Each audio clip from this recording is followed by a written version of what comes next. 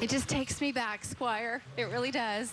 Don't say that. You don't want to tell people it takes you back. It makes them feel old. No, it doesn't, because you guys have had an incredible career since the late 70s. 1975 you got together, right? The first Correct, time? yes. Yeah.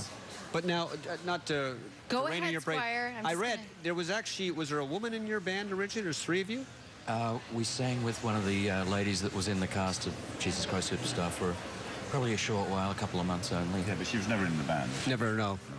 So that's how you guys met? Yep. In a production, and then you formed a band In from there? Jesus Christ Superstar, in a Broadway musical in Australia. Yes, we did the, I think it was the second coming of that production Yeah. in 1975. That was very good, folks. Russell was very impressed was by good. that also. Anyway, yeah, we met there and became very good friends, and it was only maybe a couple of weeks after we'd met that we started working on Graham's original song. So it's we think now and then that it was kind of destined, you know, Absolutely. for us to meet. And then what was it, 1980, that you had your first single in? In America and around the world, yeah. We'd had a success in Australia before that, but it was 1980, it was Lost in Love, yeah. And then everything changed for us at that Did point. everything change? Because I also read that you were touring, you were backup or starting for Rod Stewart. Yeah, we came to the US or North America for the first time in 1977, and we did 60-odd shows with him, and we thought that would be the launching pad for our career, but unfortunately... I can't believe it wasn't. Well, you know, we went back to Australia, and we basically had to start again because there was no information coming from North America back to Australia. So people basically thought we were dead in the water, which we were for a couple of years. And poor. And very poor. Couldn't afford boots Couldn't and shoes afford like boots that, like could those, you? No. I got a very obscure question. 'Cause when I was a kid, you always go to the record stores and just hang around and look at albums. The Lost in Love album, what is that pyramid behind you guys? Where was that picture taken? It's in the Sydney Botanical Gardens. Okay. Right in the centre of the city. It's a greenhouse. It's a greenhouse? Yeah. Okay, obscure question. There That's you my go. obscure question of the day. In fact, I went back, we played in Australia, was it last year or year before? Yes, last year. And I went back there to that same spot and stood on the same spot and went, Did There you it is. really? I did, yeah. Recreated it, just Yeah. like the Beatles walking across yeah, Abbey exactly. Road. Did you take a photo of yourself? No, somebody took one. I'm sure they did.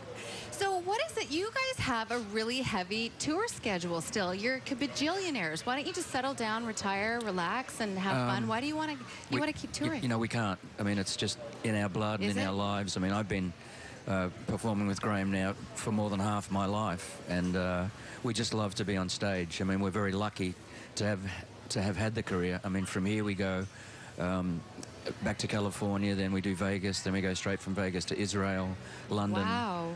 Ireland, Aruba. Wow. You know, we have a heavy schedule because that's what we love to do.